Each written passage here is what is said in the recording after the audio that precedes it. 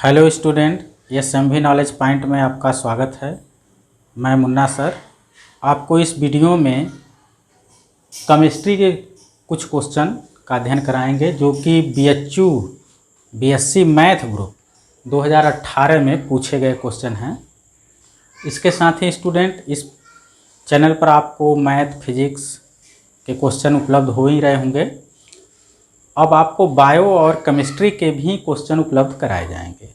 तो स्टूडेंट आइए देखते हैं कि आपका क्वेश्चन जो बीएससी मैथ ग्रुप में स्पेशली 2018 में पूछे गए हैं तो उसको कैसे हल करते हैं। तो सबसे पहले आपका क्वेश्चन है select the correct statement in reference to.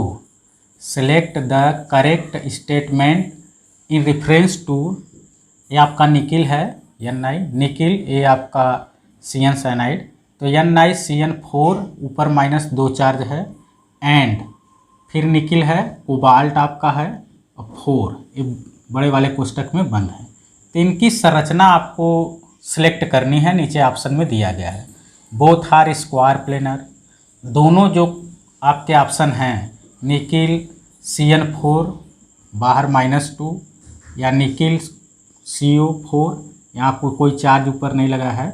इन दोनों की संरचना क्या है? तो दोनों की संरचना स्क्वायर प्लेनर है या दोनों की संरचना टेट्राहेड्रल है, या इसमें तीसरा ऑप्शन दिया जा रहा है कि जो NiCO4 है यह टेट्राहेड्रल है और आपका NiCN4 ऊपर चार्ज -2 लगा है वो स्क्वायर प्लेनर है। या आपका चौथा ऑप्शन है NiCO4 is square planar and NiCN4 -2 जो आपका है टेट्राहेड्रल। यहाँ आपको लिख दिया जा रहा है टेट्राहेड्रल। तो ये 4 ऑप्शन आपके लिए हैं।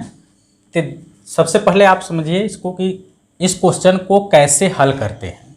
तो स्टूडेंट ध्यान दें, सबसे पहले आपको ये निकालना है, इस पर आकर विचार करते हैं। NiCN4 -2 पर निकिल जो है वो उसका एटॉमिक नंबर लिखते हैं और निकिल को देखते हैं कि किस ऑक्सीडेशन स्टेट में है। तो निकिल ऑक्सीडेशन स्टेट निकिल का निकालने के लिए आप निकिल को मान लीजिए यहाँ पर स्टूडेंट X और CN जो है 4 है, एक CN पर -1 लगा हुआ है और कोष्टक के बाहर -2 चार्ज है। तो इसको X बराबर निकिल को माने हैं तो आ जाएगा आपका +2, अर्थात निकिल पर +2 चार्ज उपस्थित है।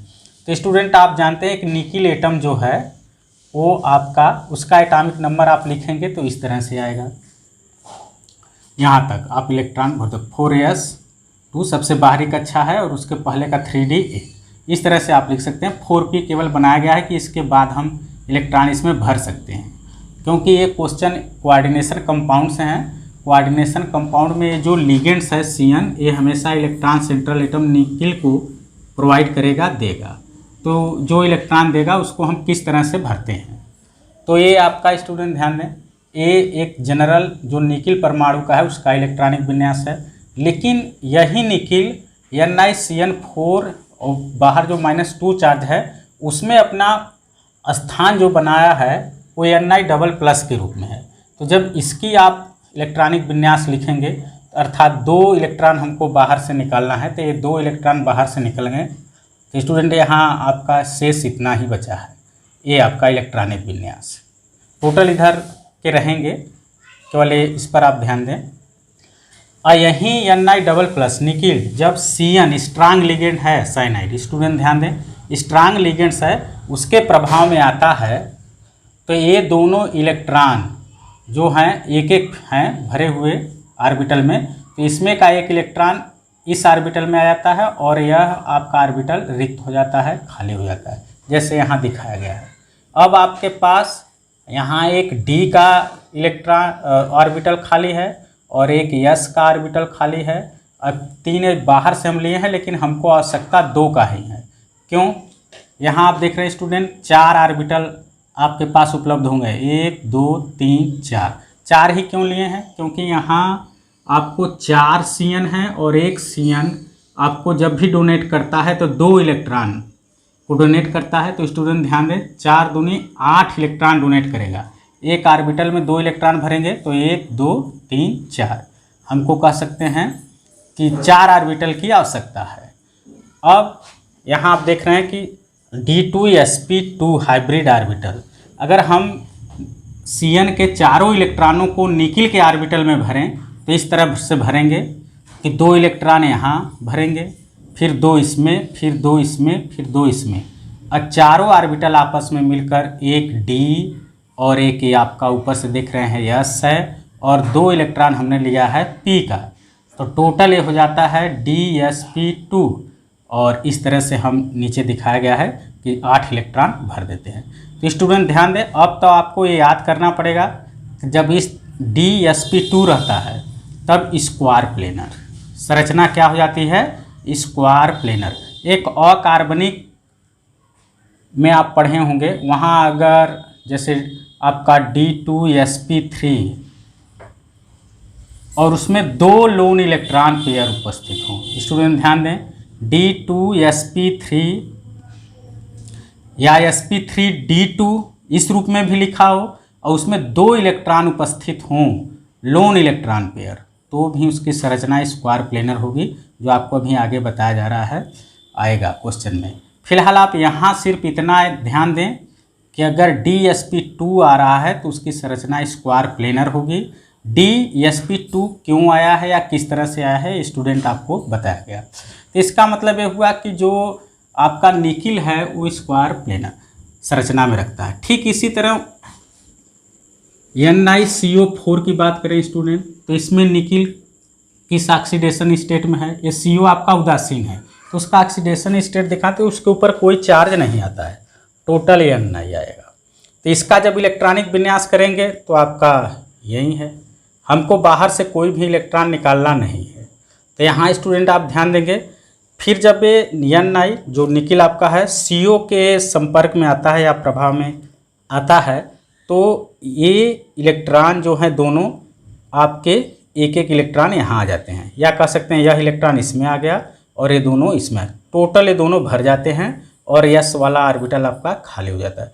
तो एक S ऑर्बिटल और एक P का जो ऑर्बिटल है, तीनों Px Py Pz आपके 3 है P ऑर्बिटल में, तो आपको sp3 ऑर्बिटल क्या बन जाता है, जो संकर ऑर्बिटल है sp3।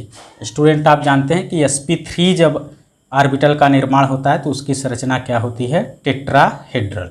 तो इस तरह से स्टूडेंट आप देख सकते हैं कि NiCO4 की संरचना क्या होनी चाहिए यहाँ पर, और NiCN4-2 की संरचना क्या होनी चाहिए। तो इससे आपको अब ज्ञात हो गया होगा कि इस ऑप्शन में कौन सा संरचना या कौन सा ऑप्शन जो है वो सही होना चाहिए। तो NaCO4 इज टेट्राहेड्रल, देखिए स्टूडेंट ये आपका तीसरा ऑप्शन टेट्राहेड्रल है, और NiCN4- वो स्क्वायर प्लेन। इस तरह से जो ऑप्शन सही होगा वो आपका तीसरा ऑप्शन सही होगा। तो ये स्टूडेंट आपका था, ऐसे सवाल को हल करने के लिए इस तरह से आपको ये याद करना पड़ेगा, और किस तरह से निकाला जाता है उसको भी आपको बताया गया।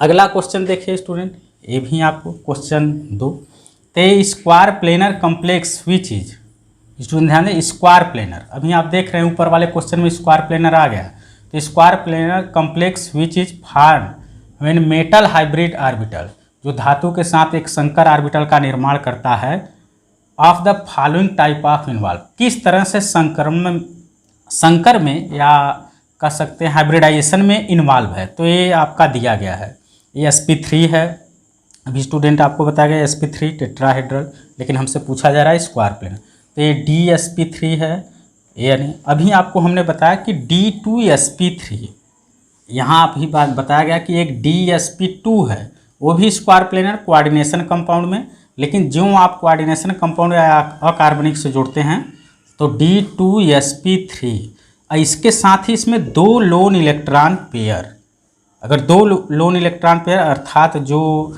आपके साझा नहीं कर रहे हैं, शेयर के बाद बच जा रहे हैं, वह उपस्थित हैं, तो उसे आप कह सकते हैं कि वह संरचना जो यौगिक का होगा स्क्वायर प्लेनर। तो इसमें भी ऑप्शन आपका 3 सही है स्टूडेंट, ये आपको याद करना पड़ेगा। इसको निकालने के लिए कोई फार्मूला सूत्र नहीं है, ये याद करना पड़ेगा कि D2sp3 या 2 लोन इलेक्ट्रॉन पेयर हैं तो संरचनाएं स्क्वायर प्लेनर होंगी। अब कैसे हैं, किस तरह से आ रहे हैं, ये आपको प्रोसेस दिया गया है कोऑर्डिनेशन कंपाउंड से। तो स्टूडेंट, अगर अभी तक आपने चैनल को सब्सक्राइब नहीं किया है तो प्लीज़ सब्सक्राइब कर लें, ताकि आपको जो भी मैथ, फिजिक्स, केमिस्ट्री, बायो के वीडियो हैं वो आपको उपलब्ध होते रहें। नेक्स्ट वीडियो में आपको और क्वेश्चन दिए जाएंगे।